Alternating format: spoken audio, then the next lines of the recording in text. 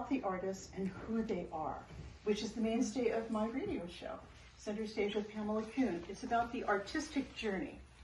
So thank you so much for a fabulous program, both of you. Absolutely exciting. So I just want to ask Ilona, what was it that brought you to music in the first place?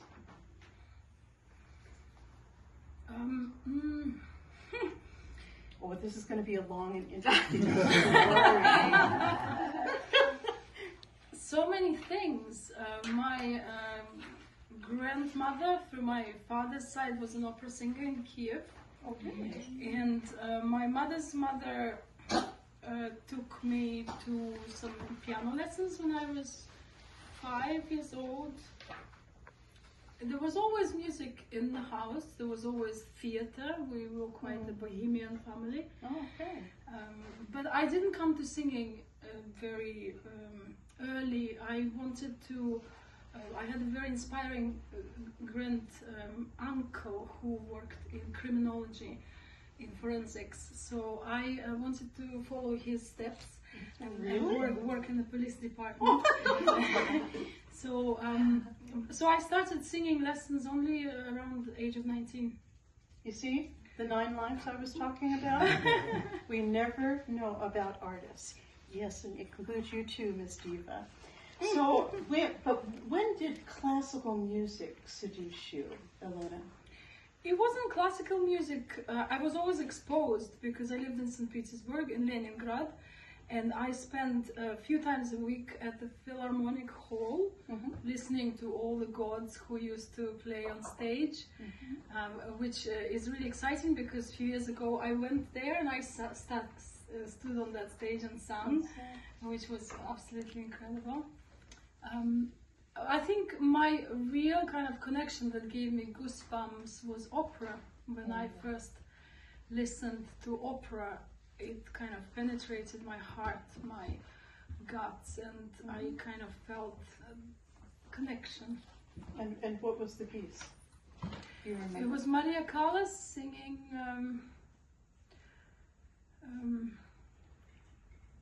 Anon Credea from Sonambula. Bellini. Yeah. So it was bel canto. Of course, it won you over. Yeah. And you are really recognized as a bel canto artist, aren't you?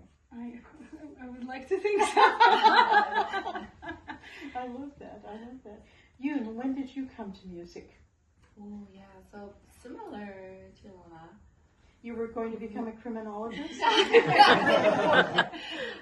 So my mom is a piano teacher, teaching young kids piano at home, and my grandfather was a pianist. So in my family, always there's music, especially piano music. Actually, it's a little side story that I wanted to do violin the most, but somehow piano was a choice for the family. So I took it and studied piano. I don't even know since when. Probably the official lesson, first piano lesson from teacher was about 12, 13 years. Oh, really? But before then, my grandfather was always a teacher. Oh, okay. Like every summer we go to my grandparents' house, and then I had to be like separated from one of my cousins. Come upstairs to play the piano, and practice for hours during the summer break. But I learned to like playing the piano. I went to this like middle high art school in Korea. That's where I was trained mostly as a pianist. And then I switched my major to organ, and I did organ for a while. Oh. And my color to piano journey starts here in the States. In 2009, I started studying at Manus. Since then I'm just here and there. My heart also is in opera. That's where it all began. I found, this is my passion. I learned a lot of opera repertoire at Manus. And yeah, that's... You know, there's always a connection between opera and criminal behavior. Because there are always so many murders, of course, you know. Dies at the end of the opera. They need forensic scientists, especially in Verdi's world. I mean, let's face it. But I love the investigation of the character and the analyzing. And I tend not to put myself through it. Kind of my personal experience, I tend to maybe walk compassionately with my character, trying to empathize with her pain. Otherwise, I would just dissolve and disappear, I think. Right. So, but I really like that investigation, especially when it comes to powerful women who, because a lot of opera is written about women who are trying to find their voice, trying to say something that matters to them in a time where women did not have a voice. That's right. So a lot of times operatic heroines are called manipulative, scheming divas.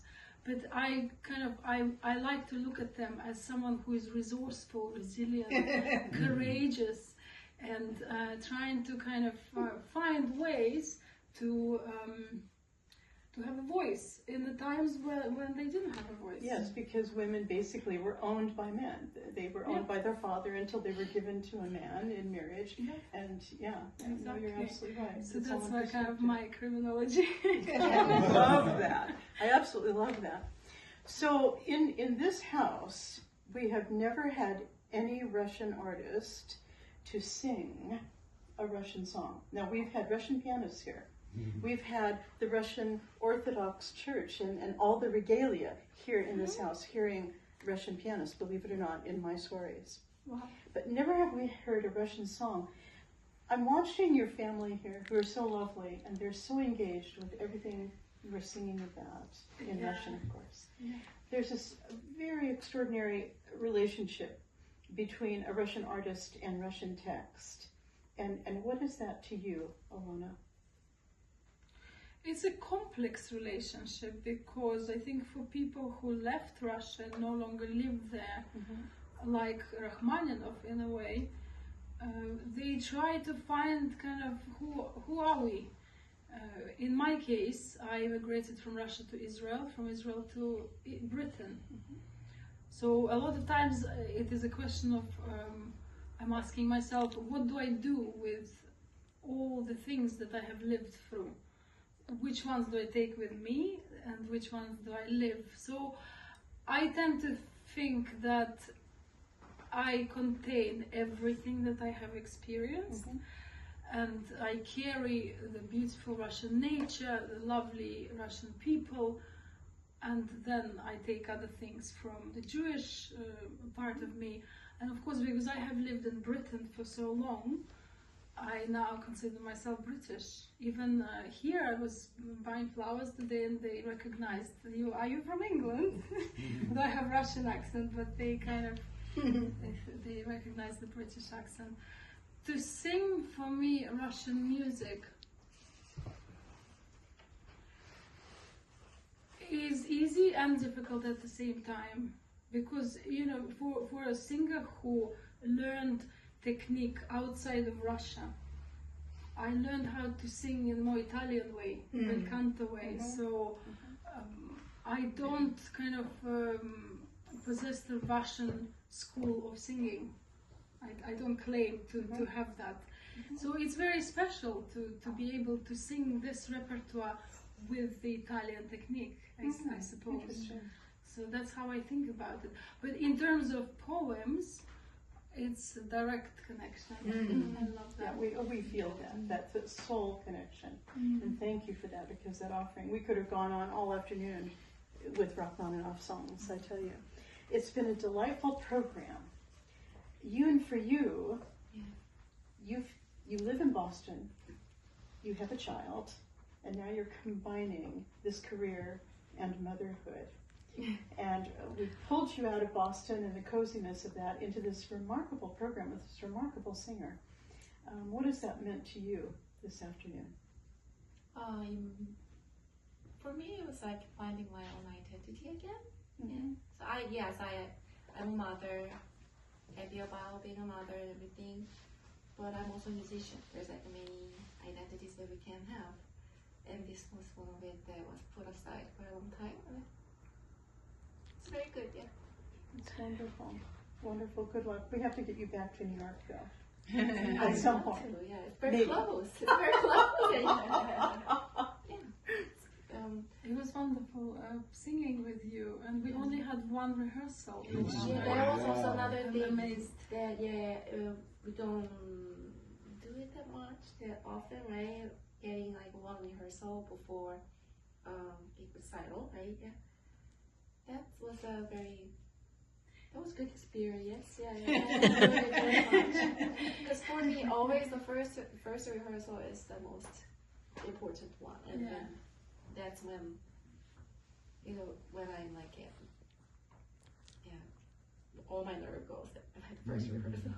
And this was a very different recital, so close to the audience, so intimate, which I find both extremely exciting and absolutely terrifying. Yeah, it's because very you are so close, guys. Like, I don't. you can see everything And I'm doing. yeah. You can. It's. Did you feel something like I think I felt all of your emotions and all of your. It was it was a lot. Because usually on the stage, the audience is far away or it's separated by the orchestra. And there's no separation here. I mean, this is real. We're recreating a salon environment. I mean, very well. And you're doing big music, which means you really can't hold back. I mean, you're still sharing that. So everyone is receiving that passion, which is what's so extraordinary here. When did you know, Ilona, that what was that cathartic moment when you knew that music was going to be your life?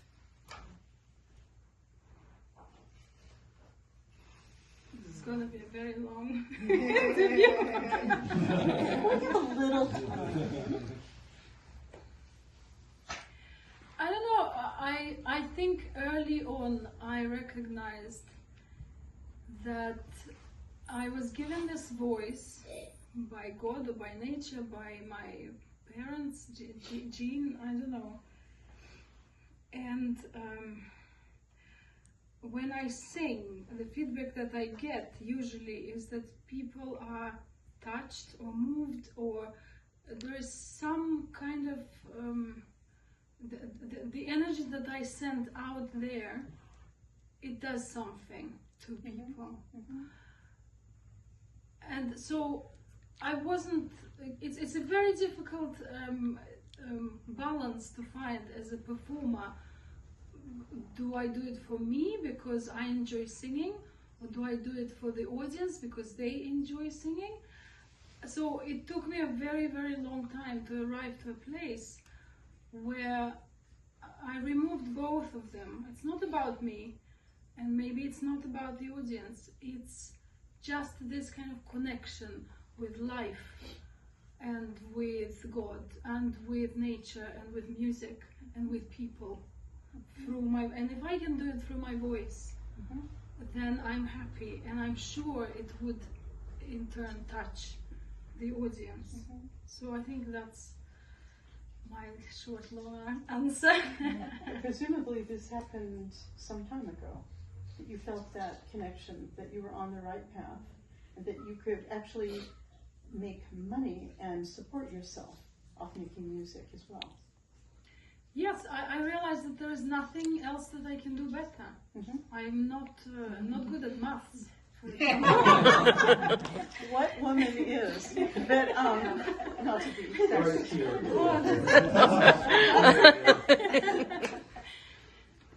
That's wonderful. I love it. I love it. I love it. I love it.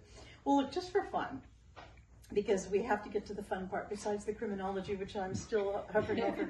Eun, if you had a chance to have dinner one night with anyone who has passed from this earth. Now, this does not have to be a celebrity. It does not have to be Mozart. But certainly, if you had that one moment, one evening, to have dinner with someone, who would it be? You can think about your answer now. I already know.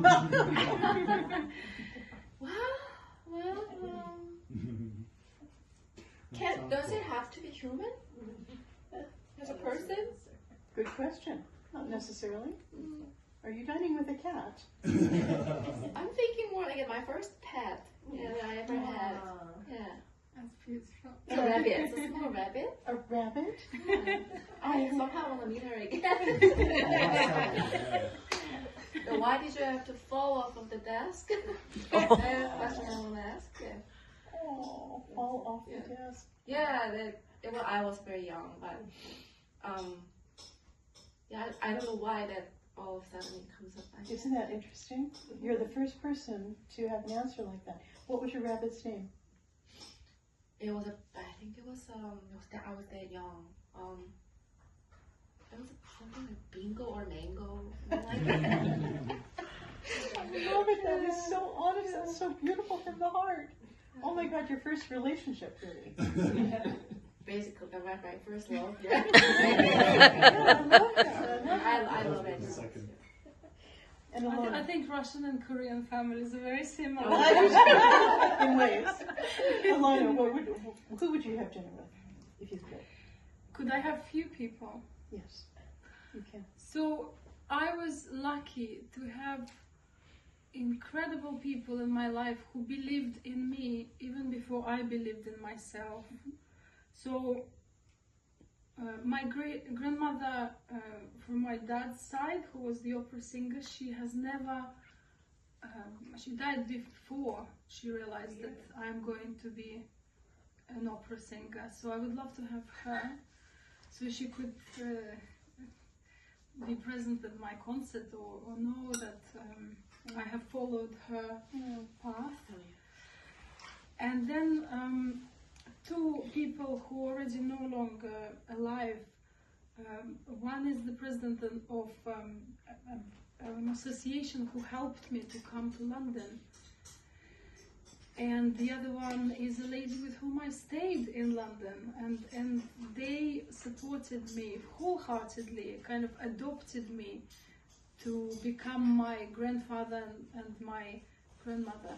So Beautiful. Jewish grandfather and a British grandmother adopted. So I would love to have a dinner with them and tell them that what they believed in is actually happening. Mm-hmm. Oh, isn't that marvelous? Isn't it? And they believed in it when I didn't have the self-confidence,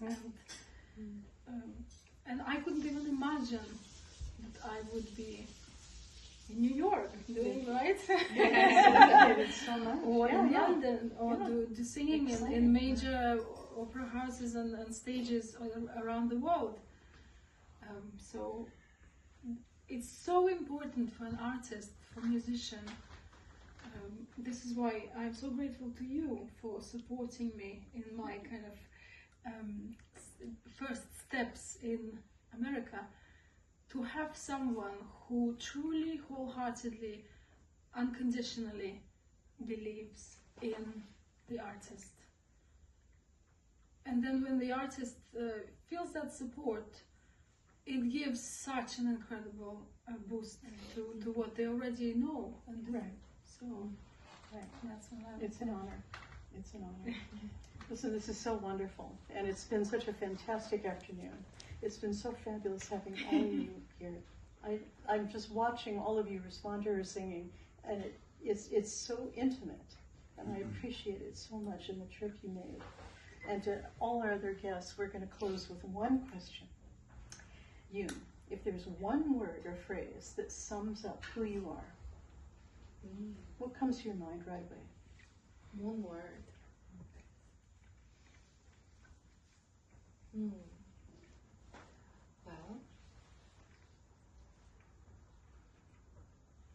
Well, that's a very difficult question. It is. Yeah.